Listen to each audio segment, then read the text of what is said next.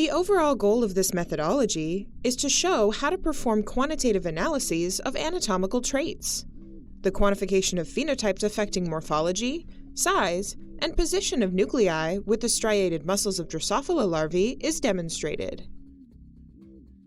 Understanding the molecular mechanism controlling the morphology, size, and distribution of intracellular organelles is one of the most important questions of modern biology.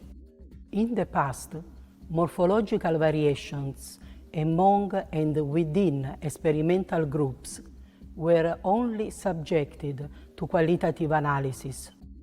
Here we propose a quantitative analysis that combines the Drosophila genetics with morphometric quantitative analysis to identify genes controlling size, shape, and distribution of nuclei within muscles.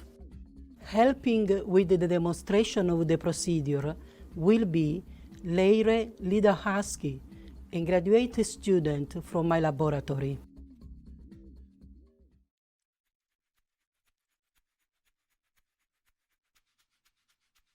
After dissecting and staining the larval neuromuscular junctions as per the text protocol, use forceps to remove the samples from the 1.5 milliliter microcentrifuge tube and lay them down on a processing slide. Using microdissection scissors, cut the head and the tail off the fillets and keep their internal surfaces up. Now, prepare a mounting slide by wrapping 3 strips of cellulose tape around a clean slide.